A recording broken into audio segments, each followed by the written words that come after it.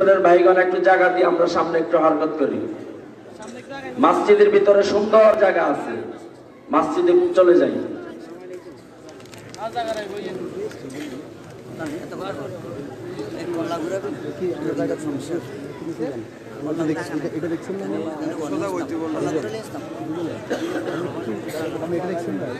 আসসালামু আলাইকুম ওয়া রাহমাতুল্লাহি ওয়া বারাকাতুহু।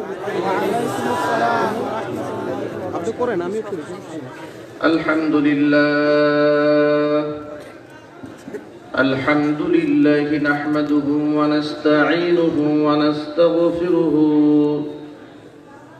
ওয়া নাউযু বিল্লাহি মিন শুরুরি আনফুসিনা ওয়া মিন সাইয়্যাতি আ'মালিনা। من يهده الله فلا مضل له ومن يضلله فلا هادي له، ونشهد أن لا إله إلا الله وحده لا شريك له، ونشهد أن سيدنا ونبينا وحبيبنا وشفيعنا ومولانا محمدا عبده ورسوله الذي أرسله بالحق بشيرا ونذيرا وداعيا إلى الله بإذنه وسراجا منيرا. فقد قال الله تعالى في كلامه المجيد وفي فرقانه الحميد: أعوذ بالله من الشيطان الرجيم. بسم الله الرحمن الرحيم. يا أيها الذين آمنوا اتقوا الله حق تقاته ولا تموتن إلا وأنتم مسلمون. وقال تعالى في شان حبيبه ومحبوبه آمرا ومخبرا: إن الله وملائكته يصلون على النبي يا أيها الذين آمنوا صلوا عليه وسلموا تسليما. اللهم صل على محمد وعلى آل محمد كما صليت على إبراهيم وعلى آل إبراهيم إنك حميد مجيد. اللهم بارك على محمد وعلى آل محمد كما باركت على إبراهيم وعلى آل إبراهيم إنك حميد مجيد.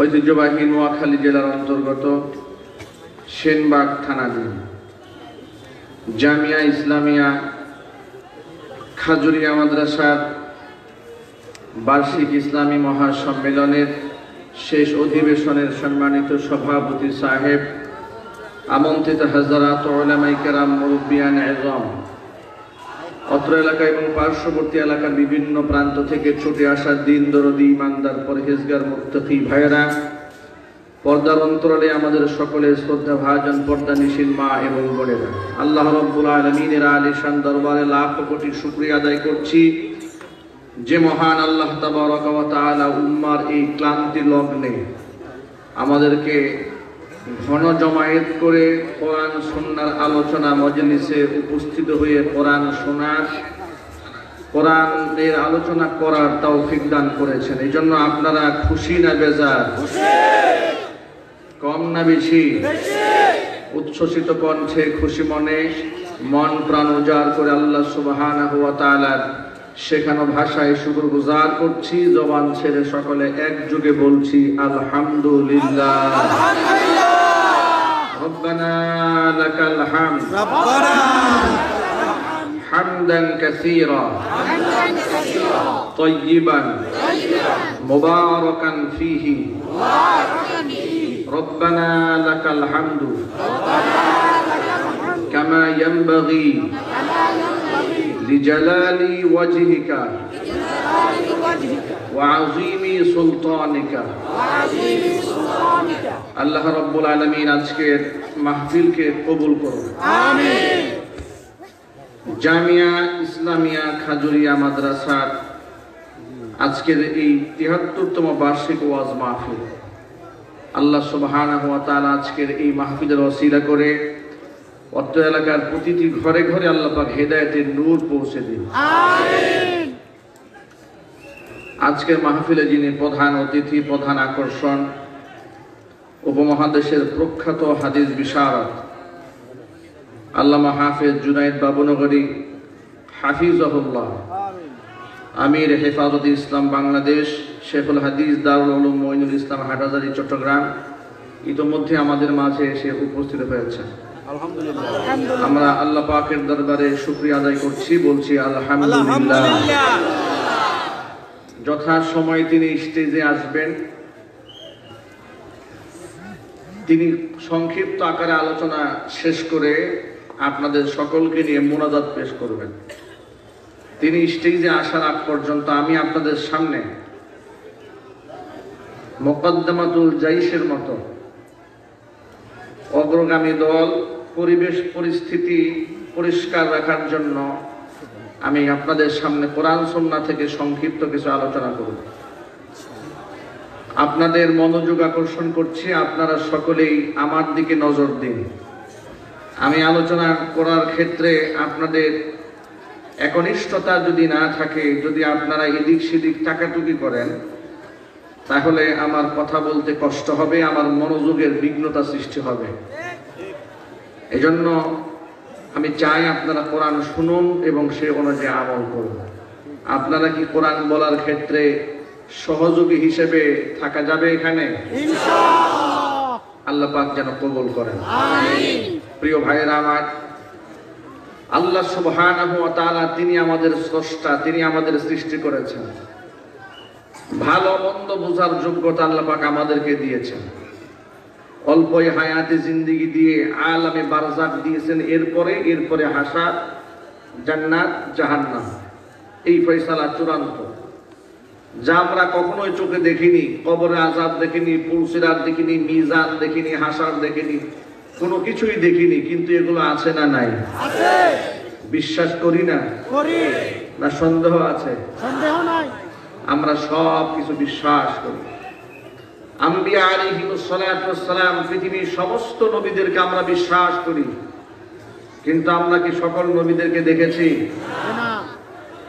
লা নুফাররিকু বাইনা আহাদিম মির রুসুলি, আমরা আল্লাহ পাকের প্রেরিত রাসূলদের মধ্যে কোনো পার্থক্য সূচিত করি না। মাঠে সবাই এমনি চলে আসবে।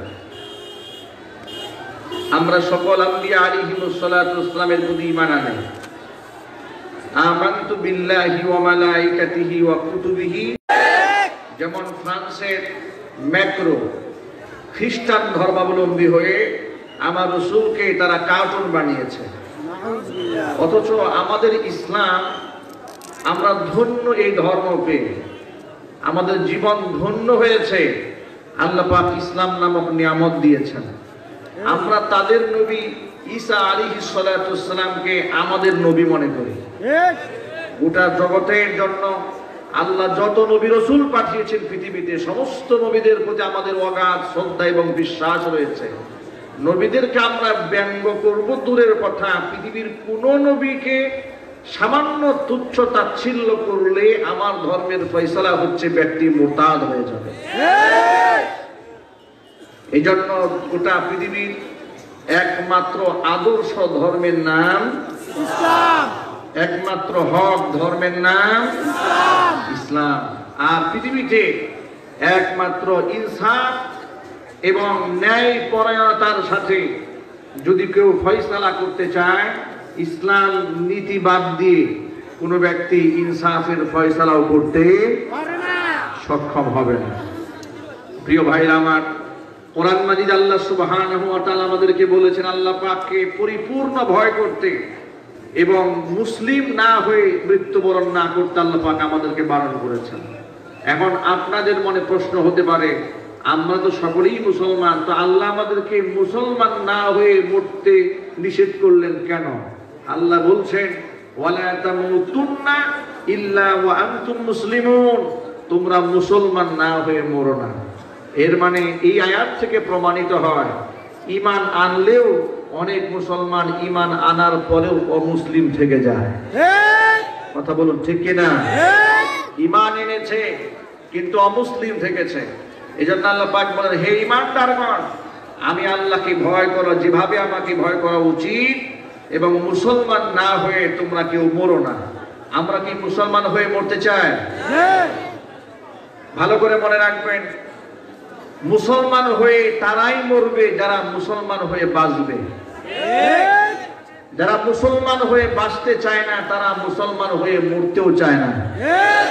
একটা লোক সারা জীবন ইসলামের বিরোধিতা করেছে, আলেম ওলামাদেরকে গালিগালাজ করেছে, আলেমদের সমালোচনা করেছে, কোরআনের সমালোচনা করেছে। আপনারা বলেন সে কি মুসলমান হয়ে বেঁচেছে? যদি বলেন এই লোকটা কি মুসলমান হয়ে বেঁচেছে? এই লোকটা যখন মারা যাবে তখন কি মুসলমান হয়ে মরবে? না, অবশ্যই সে মুসলমান হয়ে মরবে না। এই জন্য মুসলমান হয়ে যদি মরতে হয় তাহলে মুসলমান হয়ে আগে বাঁচতে হবে। মুসলমান হয়ে বাঁচার আগ্রহ আমাদের আছে ইনশাআল্লাহ। আল্লাহ পাক যেন মুসলমান হয়ে বাঁচার তৌফিক দান করেন। আমিন।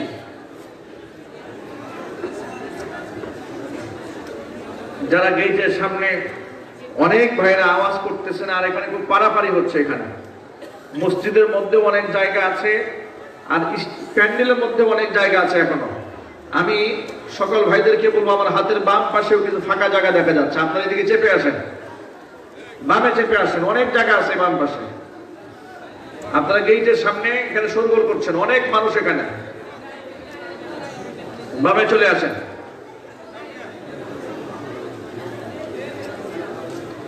এক মিনিটের জন্য মেহেরবানি করে সকলে একটু দাঁড়ান। লিল্লাহি তাকবীর। সবাই দাঁড়ান, দেখি জায়গা হয় কিনা।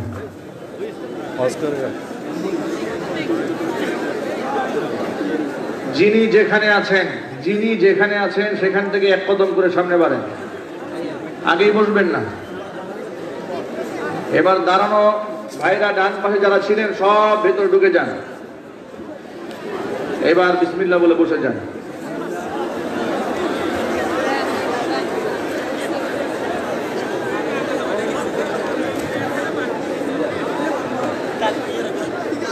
আওয়াজ করবেন না। আমি আপনাদেরকে দাঁড় করিয়েছি দুইটা হিকমতের কারণে। অনেক সময় লম্বা সময় ধরে বসে আছেন, আপনাদের কোমর ব্যথা হয়ে গিয়েছিল, এই জন্য দাঁড় করিয়ে কোমরটা একটু এক্সারসাইজ করাই দিলাম, যাতে করে শয়তান ধোঁকা দিয়ে উঠাই দিতে না পারে। ঠিক কিনা? আরেকটা হিকমত ছিল এখানে, যে সমস্ত দানব ভাইরা এখানে আছে জায়গা পান নাই, তারা যেন বসার সুযোগ পেয়ে যায়। এখন আমি মূল আলোচনায় যাব, এই জন্য আপনারা আওয়াজ করবেন না। আল্লাহ পাক আমাদেরকে নীরবতার সাথে আজকের মাহফিল উপলব্ধি করার তৌফিক দান করুন। প্রিয় ভাইয়েরা আমার, আমি যে মেসেজটি আপনাদের সামনে দিলাম, আল্লাহ পাক আমাদেরকে মুসলমান না হয়ে মরতে নিষেধ করেছেন। মুসলমান হয়ে তারা মরবে যারা মুসলমান হয়ে বাঁচবে। যারা মুসলমান হয়ে বাঁচতে চায় না তারা মুসলমান হয়ে মরতেও চায় না। আর মুসলমান হয়ে বাঁচবে কারা? যারা ইসলামকে, জীবন ব্যবস্থাকে জীবনের সকল ক্ষেত্রে প্র্যাকটিস করবে। আজকে আমাদের সমাজের লোকেরা, আমি যদি মসজিদে একা কি নামাজ আদায় করি, তাহলে সমাজের চেতনাবাজেরা আমার বিরুদ্ধাচরণ করে না। আমি যদি মানুষকে দাঁড়িয়ে রাখার কথা বলি এতেও এদের অসুবিধা হয় না, কিন্তু তাদের সমস্যা কোথায় হয়? তারা যখন ইসলাম বিরোধী কর্মকাণ্ড করে তখন আমি যদি নিষেধ করি এতে এদের গায়ের মধ্যে তেলে বেগুনে আগুন লেগে যায়। এটাই হচ্ছে তাদের সবচেয়ে বড় সমস্যা। তারা মনে করেন স্বাধীন দেশের স্বাধীন নাগরিক যা মনে চায় তাই করবো। আলেমরা বারণ করেন কেন, নিষেধ করেন কেন? আলেমরা কেন বারণ করেন, কেন নিষেধ করেন? এটা পরিপূর্ণ ইসলামকে আপনারা যেন পালন করতে পারেন এই জন্য আপনাদেরকে আদেশ এবং নিষেধ করা হয়। এই দায়িত্ব আলেমরা নিজের থেকে গ্রহণ করেননি, এই দায়িত্ব আল্লাহ পাক আলেমদেরকে স্বয়ং নিজে দান করেছেন। কোরআন মাজিদ আল্লাহ রাব্বুল আলামিন বলেন, ওয়াল তাকুম মিনকুম উম্মাতুন ইয়াদউনা ইলাল খায়রি ওয়া ইয়া'মুরুনা বিল মা'রুফি ওয়া ইয়ানহাউনা 'আনিল মুনকার ওয়া উলাইকা হুমুল মুফলিহুন।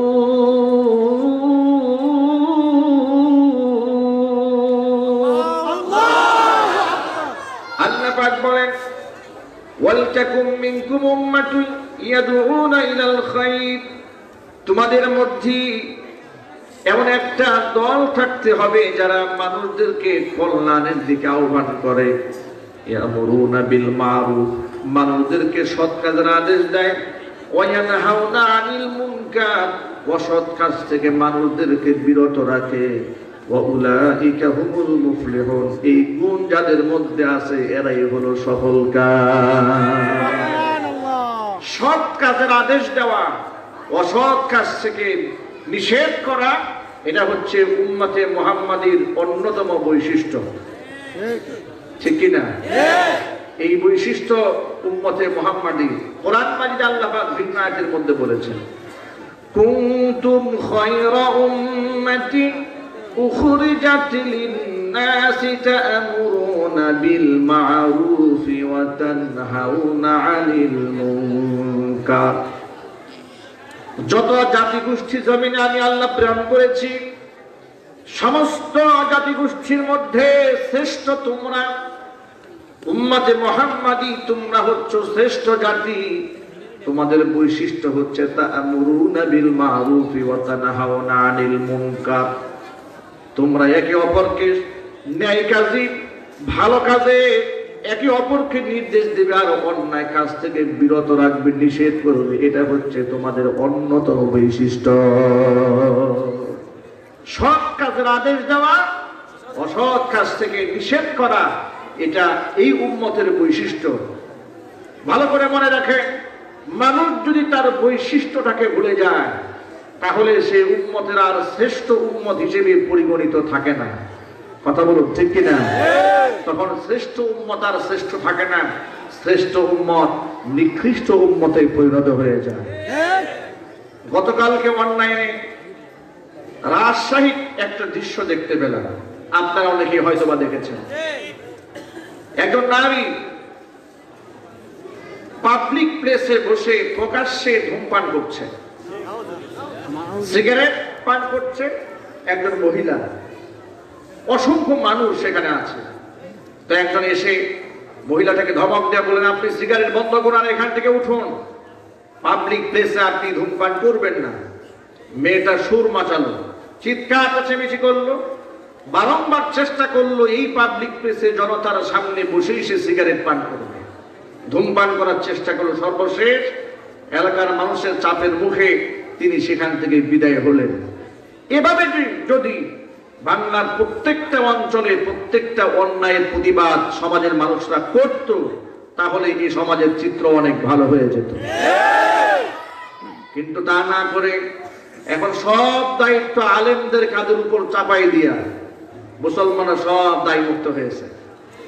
যত অন্যায়ের প্রতিবাদ সব আলেমরা করবে। বাস্তবতা তাই কিনা? নাস্তিকদের বিরুদ্ধে আন্দোলন আলেমরা করে, মুরতাদদের বিরুদ্ধে আন্দোলন আলেমরা করে, নবীর দুশমনদের বিরুদ্ধে আন্দোলন আলেমরা করে, এমনকি কোরআনের বিরুদ্ধে কেউ কথা বললে তার বিরুদ্ধে আন্দোলন আলেমরা করে। আমার প্রশ্ন হচ্ছে, আলেমদের যেমন হাসরের মাঠে জবাবদিহিতা আছে, আপনারা যারা সাধারণ মুসলমান আপনাদের কি জবাবদিহিতা নাই? আরো যদি বলেন। কিন্তু আলহামদুলিল্লাহ আমি আপনাদেরকেও মাহরুম করি না, আলেমরা জাতির রাহবার হিসেবে নেতৃত্বের সামনে থাকেন, আপনারাও সাথে থাকেন।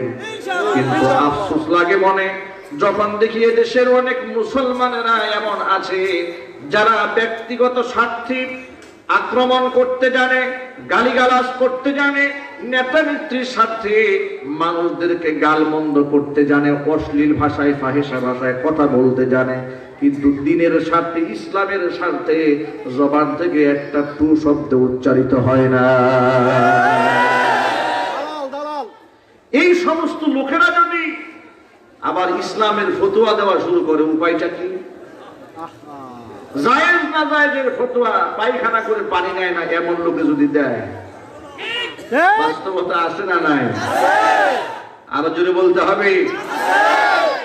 এক দায়িত্বশীল বললেন, আলেমরা ফতোয়া দেওয়ার অধিকার রাখে না। উপস্থিত জনতার কাছে জানতে চায়, আলেমরা যদি ফতোয়া না দেন তো ফতোয়া দেবেন কে? কথা বলেন না কেন আপনারা? আলেমরা যদি ফতোয়া না দেন তো ফতোয়াটা দেবেন কে? যারা সিগারেট টানে ওরা, মিথ্যা কথা বলে ওরা, যারা সূরা ফাতিহা জানে না ওরা।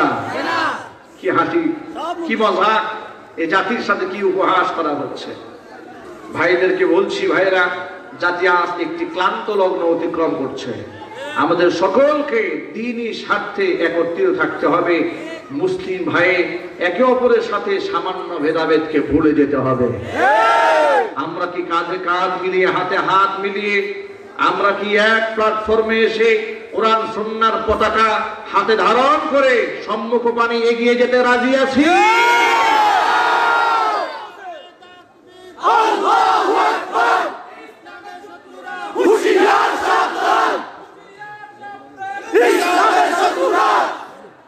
যুবক ভাইয়েরা আমার, পর্দার মা বোনেরা, আল্লাহ সুবহানাহু ওয়া তাআলা যে জীবন ব্যবস্থা আমাদেরকে দিয়েছেন, এই জীবন ব্যবস্থা পরিপূর্ণ। গোটা পৃথিবীর মধ্যে আল্লাহ পাক আমাদেরকে যত নিয়ামত দান করেছেন, সেই নিয়ামত আমরা গণনা করে শেষ করতে পারবো না। আল্লাহ পাক কোরআন মাজিদের মধ্যে বলে দিয়েছেন, ওয়া ইন তাউদ্দু নি'মাতাল্লাহি লা তুহসুহা। আমার যত নিয়ামত আছে, আমার দেওয়া নিয়ামতগুলা গনে গনে তোমরা শেষ করতে পারবে না। আল্লাহ পাকের যত নিয়ামত রয়েছে তার মধ্যে অন্যতম শ্রেষ্ঠতম নিয়ামতের নাম হচ্ছে ইসলাম। কোরআন মাজিদ আল্লাহ রাব্বুল আলামিন বলেন, কুল বিফাদলিল্লাহি ওয়া বিরহমাতিহি ফাবিযালিকা ফালইফরাহু হুয়া খায়রুম মিম্মা ইয়াজমাউন। নবী আপনি বলে দেন, দুইটা নিয়ামত নিয়ে যেন মুসলমানরা খুশি হয়ে যায়। কয়টি নিয়ামত নিয়ে? এক হচ্ছে বিফাদলিল্লাহি ওয়া বিরহমাতিহি, আমি আল্লাহ পাকের ফাদাল, করুণা এবং আমার দয়া নিয়ে। মুফাসসিরিন কিরামরা আয়াতের তাফসীর করে বলেন, এখানে ফাদলুল বলতে আল্লাহ পাক তার কোরআনকে বুঝিয়েছেন, আর রহমত বলতে আল্লাহ পাক ইসলামকে বুঝিয়েছেন। এর মানে ইসলাম নিয়ে, কোরআন নিয়ে যেন মুসলমানরা খুশি হয়ে যায়। জোরে বলেন সুবহানাল্লাহ। কোরআন নিয়ে, ইসলাম নিয়ে মানুষ যেন খুশি হয়ে যায়, কারণ ওয়া খায়রুম মিম্মা ইয়াজমাউন।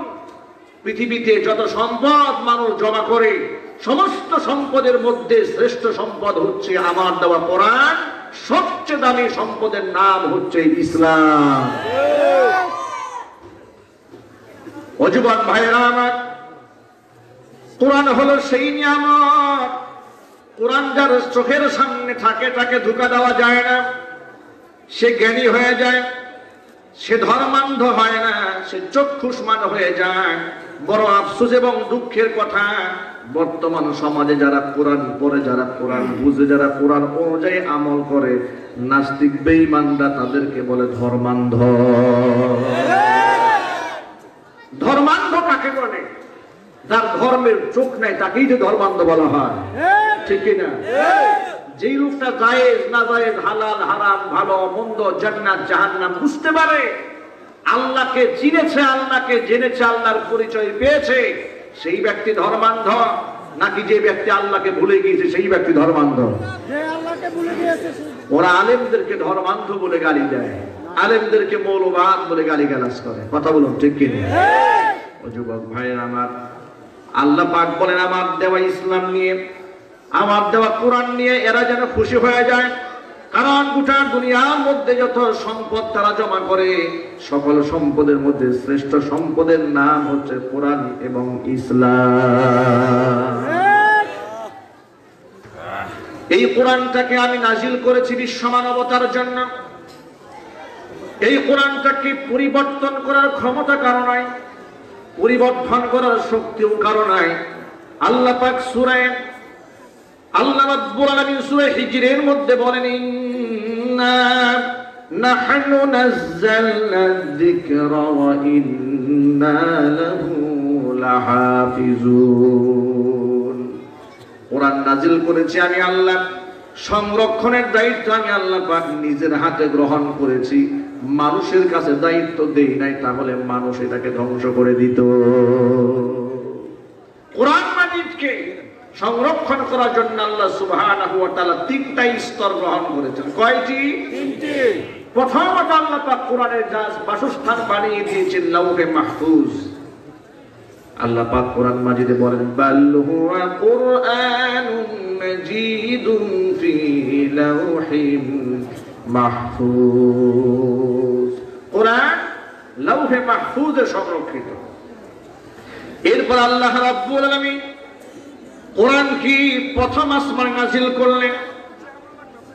সূরা দুখানের মধ্যে আল্লাহ পাক বলেন, ইন্না আনজালনাহু ফি লাইলাতিন মুবারাকা। আমি একটা বরকতময় রজনীতে আমি এই কোরআনকে নাজিল করে দিয়েছি। জোরে জোরে বলেন সুবহানাল্লাহ। ভাইরা আমার, কোরআন নাজিল হয়েছে। আল্লাহ পাক নাজিলের কথা বলতে গিয়ে কোরআন শরীফে দুই ধরনের শব্দ ব্যবহার করেছেন। কয় ধরনের যদি বলেন তো আপনারা? দুটা শব্দ ব্যবহার করেছেন। একটা শব্দ হচ্ছে তানজিল, আর একটা শব্দ হচ্ছে ইনজাল। এই ইনজাল আর তানজিল দুই শব্দের মূল পার্থক্য হচ্ছে, তানজিল মানে হচ্ছে পর্যায়ক্রমে ধীরে ধীরে নাজিল করা, আর ইনজাল মানে হচ্ছে একসাথে গোটা কোরআন নাজিল করা। সুবহানাল্লাহ। আপনারা একটা তথ্য শুনে রাখুন, কোরআন মাজিদ 30 পারা, এটা সর্বপ্রথম লাউহে মাহফুজ থেকে লাইলাতুল কদরে আল্লাহ পাক প্রথম আসমানে বাইতুল ইজ্জাত অথবা বাইতুল মামুরে কমপ্লিট নাজিল করেছেন। এরপরে সেখান থেকে আল্লাহ পাক হিরা গুহায় প্রথমে সূরাতুল আলাকের প্রথম 3 আয়াত নাজিল করেছেন। এরপরে 3 বছর গ্যাপ ছিল, এরপরে সূরাতুল মুদ্দাসসিরের আয়াতগুলো নাজিল হয়। এরপরে ধারাবাহিকভাবে পর্যায়ক্রমে আল্লাহ পাক 30 পারা কোরআন কমপ্লিট করে দিয়েছেন। কোরআন মাজিদ আল্লাহ রাব্বুল আলামিন বলেন, ওয়া কুরআনান ফারাকনাহু লিতাকরাহু আলান নাসি আলা মুকতিন ওয়া নাযালনাহু তানজিলা। হে নবীজি, ওয়া কুরআনান ফারাকনাহু, কোরআনটাকে আমি সময় উপযোগী করে ভাগ করে দিয়েছি। লিতাকরাহু আলান নাস, যাতে করে আপনি আলা মুকতিন, আপনি মানুষদেরকে ধীরে ধীরে কোরআনটাকে শোনাতে পারেন, কোরআনটাকে মানুষের সামনে পেশ করতে পারেন। এভাবে 23 বছর ধরে আল্লাহ পাক কোরআনকে নাজিল করেছেন। আপনারা তথ্য শুনে অবাক হবেন, কোরআন নাজিল হওয়ার আগে বিশ্বনবী মুহাম্মদ রাসূলুল্লাহ সাল্লাল্লাহু আলাইহি সাল্লাম স্বপ্নে যুগে ওহী প্রাপ্ত শুরু হলেন। রাতের আধারে নবীজি যাই স্বপ্ন দেখেন, দিনের বেলায় সেটাই বাস্তবে ঘটতে থাকে। আল্লাহ নবী সাল্লাল্লাহু আলাইহি সাল্লাম তখন থেকে একাকিত্বে থাকা পছন্দ করলেন। গারে হেরা গুহাকে বাছাই করে নিলেন। নবী মুহাম্মদ সাল্লাল্লাহু আলাইহি সাল্লাম হেরা গুহার মধ্যে নির্জনে একাকিত্বে যখন ধ্যানমগ্ন ছিলেন, এমন সময় কে যেন একজন আগমন করলো, যাকে নবীজি চিনতে পারেন নাই। আল্লাহ নবী সাল্লাল্লাহু আলাইহি সাল্লামকে ডাক দিয়ে বলছেন, ইকরা, হে মুহাম্মদ আপনি পড়েন। নবীজি বলেন, মা আনা বিকারি, আমি পড়তে জানি না। এই কথা বলা মাত্র তিনি আগন্তুক ব্যক্তি নবী মুহাম্মদ সাল্লাল্লাহু আলাইহি ওয়াসাল্লামকে বুকের সাথে জোরে জোরে চাপ দিলেন। এত জোরে চাপ দিলেন আল্লাহর হাবিব সাল্লাল্লাহু আলাইহি ওয়াসাল্লাম কিছুটা কষ্ট অনুভব করেছেন। এরপরে বললেন ইকরা। নবীজি বলেন না আনা বিকারিন, আমি তো পড়তে জানি না। আবার বুকের সাথে জড়ায় ধরে চাপ দিলেন। তৃতীয়বার আবার বললেন ইকরা, আপনি পড়ুন। আল্লাহর হাবিব সাল্লাল্লাহু আলাইহি ওয়াসাল্লাম বলেন মা আনা বিকারিন, আমি পড়তে জানি না। তখন আগন্তুক ব্যক্তি মুহাম্মদ সাল্লাল্লাহু আলাইহি ওয়াসাল্লামকে বুকের সাথে জড়ায় ধরে এত জোরে চাপ দিয়েছেন। চাপ দেওয়ার পরে বললেন ইকরা। আল্লাহ নবীর জবান থেকে কোরআন মাজিদের 3টা আয়াত আল্লাহ পাক বের করে দিলেন। ইকরা বিসমি রাব্বিকাল্লাযী খলাক খলাকাল ইনসানা মিন আলাক ইকরা ওয়া রাব্বুকাল আকরাম। 3টা আয়াত কারিমা নাজিল হলো। 3টা আয়াত নাজিল হওয়ার পর আল্লাহ নবী মুহাম্মদ রাসূলুল্লাহ সাল্লাল্লাহু আলাইহি ওয়াসাল্লাম এই আয়াতের ভারে অস্থির হয়ে গেলেন, ভয় পেয়ে গেলেন, বাড়ি ফিরে আসলেন। মা খাদিজাতুল কুবরা রাদিয়াল্লাহু তাআলা আনহা তার স্ত্রীকে ডাক দিয়ে তিনি বলছেন জাম্মিলুনি জাম্মিলুনি, খাদিজা তুমি আমাকে কম্বল দিয়ে জড়ায় দাও, তাড়াতাড়ি আমার উপর কম্বল দাও। খাদিজা রাদিয়াল্লাহু তাআলা আনহা তাকে কম্বল দিলেন। কম্বল গায়ে দিয়ে তিনি স্থির হলেন। স্থির হওয়ার পরে মুহাম্মদ সাল্লাল্লাহু আলাইহি ওয়াসাল্লাম বলছেন খাদিজা কদ খাশিতু আলা নাফসি, আমি তো আমার নিজের উপর শঙ্কা বোধ করছি, আমি মনে হয় আমি আর বেশি দিন বাঁচবো না। এত ভয় হচ্ছে আমার, আমি আমার নফসের উপরে আতঙ্কিত হয়েছি। ভালো করে শোনেন, আল্লাহ নবী যখন বললেন কদ খাশিতু আলা নাফসি, আমি আমার নিজের উপর আতঙ্কিত, আমি আমার নিজের নফসের উপর সন্তুষ্ট হয়ে গেছি। এমন সময় মা খাদিজাতুল কুবরা রাদিয়াল্লাহু তাআলা আনহা স্বামীকে কি কথা বলে সান্ত্বনা দিয়ে বলছেন কাল্লা, কখনো নয়, কখনো নয়, লাই ওয়াল্লাহি লা ইউখজিকাল্লাহু আবাদা। মা খাদিজা বলেন আমি আল্লাহর কসম করে বলি আল্লাহ রাব্বুল আলামিন কখনো আপনাকে লাঞ্ছিত করবেন না।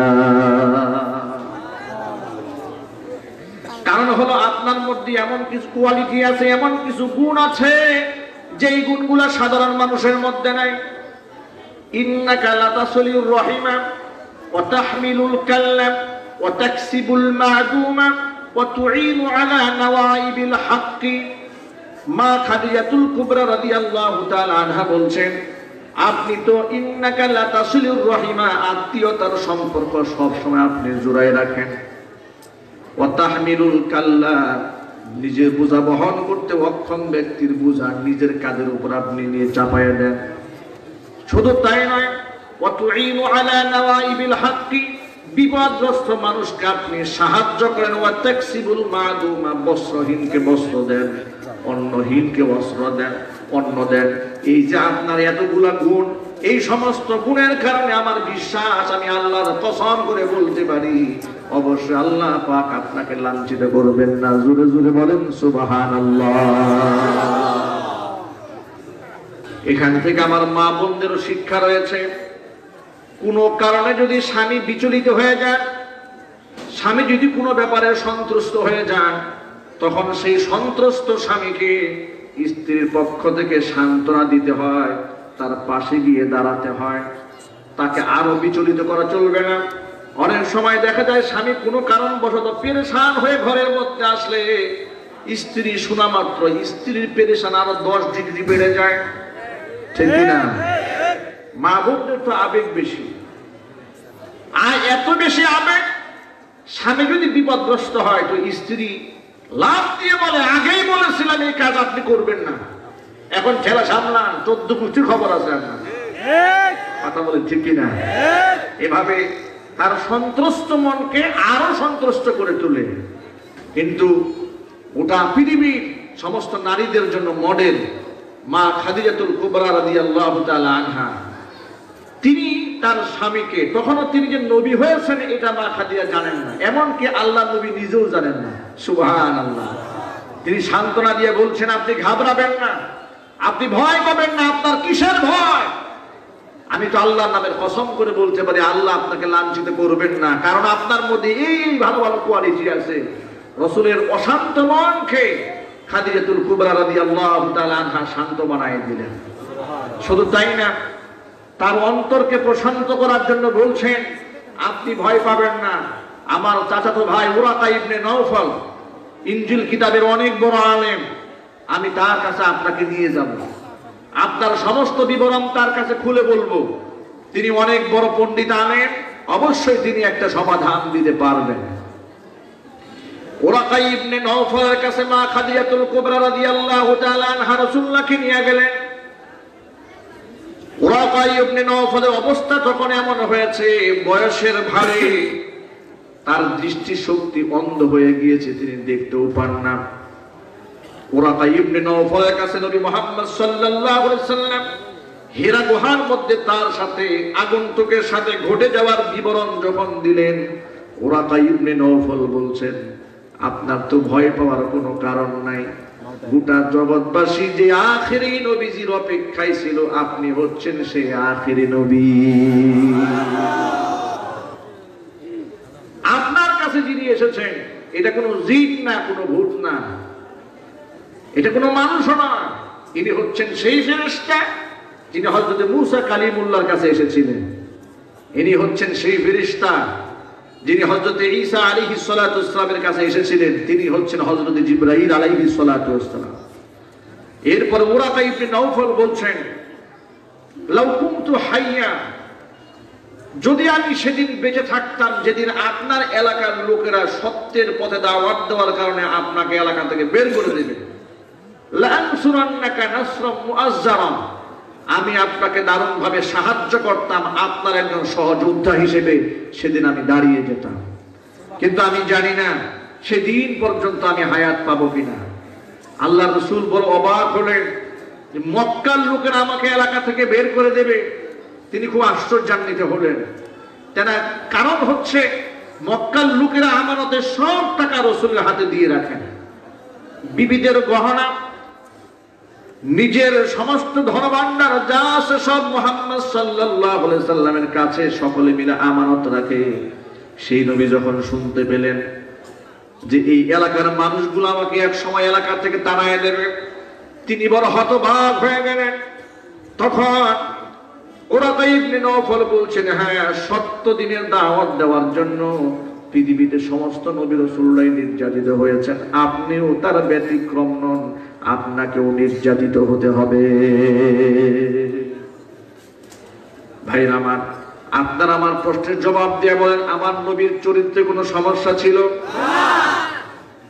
আখলাকে কোনো অসুবিধা আছে? মুআমালাতে কোনো অসুবিধা? জীবনে একটা মিথ্যা শব্দ উচ্চারণ করেছেন? আপনারা অবাক হবেন কাফেররা কি বলতো বলে আফসোস করতো। আল্লাহর নবী যখন সাফা পাহাড়ের উপর দাঁড়িয়ে যখন তাওহীদের ঘোষণা দিলেন, কাফেররা এই বলে নিজের মাথার চুলগুলা টেনে ছিঁড়ে ফেলতেছিল আর বলতেছিল এই লোকটা তো সেই লোক যে লোকটাকে 40 বছরে একটা মিথ্যা শব্দ বলতে শুনি নাই। যে লোকটা 40 বছরে মিথ্যা বললো না, এখন যে সবার সামনে দাঁড়ায় বলবো যে এই লোকটা মিথ্যাবাদী, মানুষ তো আমাদের কথা নেবেও না, মানুষ তো আমাদের কথা নেবে না। কারণ ইনি তো সেই লোক যার কাছে আমানতের টাকা রেখেছে মক্কার সমস্ত মানুষ। এমন একটা মানুষকে সবার সামনে আমরা মিথ্যাবাদী বলবো, এই সাহসও তো আমাদের নাই। আল্লাহু আকবার। এই বলে বলে তারা নিজের মাথার চুলগুলো আস্তায় টেনে ছিঁড়ে ফেলতেছিল। আজকে সেই নবীর উম্মত আমরা কথায় কথায় মিথ্যা কথা বলি, মুনাফিকি করি, ছল ছাতুরি করি, গীবত করি, শিকায়েত করি। আর এই ভাইরা সাধারণ মানুষ থেকে সেরায়েত হতে হতে এখন দেশের বরেণ্য আলেমদের মধ্যে এই রূপ ঢুকে গেছে। কথা বলো ঠিক কিনা? আল্লাহ পাক আমাদেরকে হেদায়েত নসিব করেন। সকলে জুড়ে বলেন আল্লাহুম্মা আমিন। আখিরি জামানা, আল্লাহর নবী বলেছেন সায়াতিয়ান্না আলান নাসি জামানুন, মানুষের উপর এমন একটা সময় চলে আসবে অনতি বিলম্বে, অচিরে এমন একটা সময় আসবে আস-সাবিরু ফীহি মা'আলা দীনিহি কাল কাবিদি আলাল জামারি। কোন ব্যক্তি নিজের দিনের উপর অবিচল থাকা, অটল থাকা, সেই সময় হাতের মধ্যে অঙ্গার ধরে রাখার মতো কঠিন হয়ে যাবে। বর্তমান তো এই হয়েছে, ঈমান ধরে রাখা হাতের মধ্যে আগুন রাখার চেয়ে আরো বেশি কঠিন হয়ে দাঁড়িয়েছে। কথা বলুন ঠিক কিনা? তাই বলি কি আমরা পিছপা হয়ে যাব? আরো জোরে বলেন, কোরআনের পক্ষে আমরা ছিলাম, আছি, থাকবো কিনা জোরে বলতে হবে। আল্লাহ যেন কবুল করেন, সকলে আল্লাহুম্মা আমিন। প্রিয় ভাইয়েরা আমার, কোরআন নাজিল হলো, আল্লাহর নবী সাল্লাল্লাহু আলাইহি সাল্লাম 3টি আয়াত পেলেন। কয়টি আয়াত পেলেন? 3টি আয়াত পাওয়ার পরে একটানা 3 বছর আর জিবরাইল আলাইহিস সালাতু ওয়াসসালাম হুজুরের কাছে কোনো ওহী নিয়ে আসেন নাই। এই সময়টাকে বলা হয় ফাতরাতুল ওয়াহি, ওহীর বিয়োগের সময়টা। 40 বছর বয়সে রাসূল নবুয়ত পাওয়া শুরু করলেন। 3 আয়াত নাজিল হওয়ার পরে একটানা 3 বছর জিবরাইল আলাইহিস সালাতু ওয়াসসালাম আর আসেন। 3 বছর পরে সূরাতুল মুদ্দাসসিরের কয়েকটা আয়াত নিয়ে জিবরাইল আলাইহিস সালাতু ওয়াসসালাম আবার রাসূলের কাছে আসলেন। এভাবে 43 বছর বয়স যখন রাসূলের হলো, আবার তখন থেকে ধারাবাহিক ওহী নাজিল হওয়া শুরু হলো। ভাইরা, কোরআনের প্রথম জায়গা হচ্ছে লাওহে মাহফুজ, দ্বিতীয় জায়গা হচ্ছে বাইতুল ইজ্জা, তৃতীয় স্থান হচ্ছে রাসূলের সিনা, রাসূলের পরিজা, রাসূলের অন্তর। আর এই সিনা থেকে গোটা পৃথিবীর অসংখ্য হাফেজ কোরআনের সিনাকে আল্লাহ পাক কোরআনের আলোয় আলোকিত করেছেন। কোরআনের নূর দিয়ে আল্লাহ সুবহানাহু ওয়া তাআলা বিশ্বের মানুষের অন্তরকে আলোকিত করে দিয়েছেন। জোরে বলেন সুবহানাল্লাহ। প্রিয় যুবক ভাইয়েরা আমার, আল্লাহ সুবহানাহু ওয়া তাআলা হাফেজ কোরআনের সিনাকে কোরআন দিয়া আলোকিত করে দিয়েছেন। তাদেরকে আল্লাহ রাব্বুল আলামিন এত সম্মানিত করেছেন, এত বেশি মর্যাদাপূর্ণ করে দিয়েছেন। নবী করিম সাল্লাল্লাহু আলাইহি ওয়াসাল্লাম বলেছেন, এই পৃথিবীতে আল্লাহ রাব্বুল আলামিনের পরিবারের সদস্য রয়েছে। মিনান নাস, মানুষের মধ্যে রয়েছে আল্লাহ পাকের পরিবারের সদস্য। সাহাবায়ে কেরাম প্রশ্ন করলেন, মানুষের মধ্যে আল্লাহ পাকের পরিবারের সদস্য কারা? নবী করিম সাল্লাল্লাহু আলাইহি ওয়াসাল্লাম জবাব দিয়ে বলছেন, হুম আহলুল কোরআন, তারা হচ্ছে কোরআনওয়ালা, যারা কোরআন পড়ে, কোরআন বুঝে, কোরআন অনুযায়ী আমল করে, তারা হচ্ছে এই পৃথিবীতে আল্লাহ রাব্বুল আলামিনের পরিবারের সদস্য। জোরে জোরে বলেন সুবহানাল্লাহ। এখানে এই খাজুরিয়া মাদ্রাসার দিকে তাকান, রাত যখন 2টা বাজে, রাত যখন 3টা বাজে, আপনারা মাদ্রাসায় আসবেন। রাতের আধারে যখন গোটা দুনিয়ার মানুষ ঘুমায় থাকে, আপনারা এই মাদ্রাসাগুলোতে আসবেন। আমি যেহেতু কওমি মাদ্রাসায় পড়াশোনা করেছি, আমি জানি হিফজখানায় যখন পড়েছি, কিতাবখানায় যখন পড়েছি, আমার স্পষ্টত মনে আছে রাত 2টা বাজে, 3টা বাজে, যত গভীর রাতে আমাদের ঘুম ভাঙুক না কেন, আমরা দেখতাম মসজিদের বারান্দায়, এই কর্নারে, এই বারান্দায়, এই কর্নারে নিভু নিভু আলোতে, ছোট্ট ছোট্ট আলোতে কোরআন নিয়ে ছেলেরা ঝুলে ঝুলে আল্লাহ পাকের কোরআন পড়ছে। কেউ তো নামাজে দাঁড়িয়ে আছে, কেউ তো তাহাজ্জুদে দাঁড়িয়ে আছে, কেউ তো সবক ইয়াদ করছে, কেউ তো কিতাব মুতালা করছে। এভাবে কওমি মাদ্রাসাগুলো চলতে থাকে। এর দ্বারা কি হয়েছে? আল্লাহ পাক বিনিময়টা কি দিলেন? গোটা ওয়ার্ল্ডে যখন করোনা মহামারীতে লাশের পর লাশ পড়েছে, মিছিলের পর মিছিল হয়েছে, স্বাধীনতার সার্বভৌমত্ব ছোট্ট এই বাংলাদেশে ঘনবসতিপূর্ণ এলাকার মধ্যে আল্লাহ পাক রহমতের চাদর দিয়ে আল্লাহ পাক মানুষকে নিরাপত্তা দান করেছেন। আলহামদুলিল্লাহ বলেন। আমার মনে হয়, এটা আমার মনের কথা, বাস্তবতা আল্লাহ পাক ভালো জানেন। আমার মনে হয় এই দেশে মাদ্রাসা, বিশেষ করে হিফজখানাগুলো খুলে দেওয়ার কারণে প্রতিনিয়ত রাত দিন 24 ঘন্টা কোরআন কারীমের তিলাওয়াত হওয়ার কারণে এই ভূখণ্ডের মানুষদেরকে আল্লাহ পাক করোনার মহামারী থেকে, গজব থেকে হেফাজত করেছেন। হেফাজতের মালিক কে? আল্লাহ। করোনা থেকে বাঁচাবার মালিক কে? অনেক লোকেরা মাস্কের উপর ভরসা করে বসে থাকে, মুখোশের উপর ভরসা করে বসে থাকে। সকল মুসলমানদেরকে এই আকীদা বিশ্বাস মনে রাখতে হবে, লা আদওয়া ওয়ালা তিয়ারা ওয়ালা হামাতা ওয়ালা সাফারা ফিল ইসলাম। সংক্রামক ব্যাধি, রোগ তার নিজস্ব ক্ষমতায় একজনের গা থেকে আরেকজনের গায়ে যায়, এই বিশ্বাস মুসলমান রাখতে পারে? আরো জোরে বলতে হবে, এই বিশ্বাস বেদিনরা রাখতে পারে। বিশ্ব স্বাস্থ্য সংস্থা যতই এই মেসেজ দিক না কেন, এটা বিশ্ব মানুষের সামনে লাখবার মিথ্যা প্রমাণিত হয়েছে। কথা বলুন ঠিক কিনা? আপনারা জানেন, যখন বাংলাদেশে করোনা মহামারী ঢুকলো, অসংখ্য মানুষ এই রোগে আক্রান্ত হয়েছে, অসংখ্য মানুষ এই রোগে আক্রান্ত হয়ে মৃত্যুবরণ করেছে।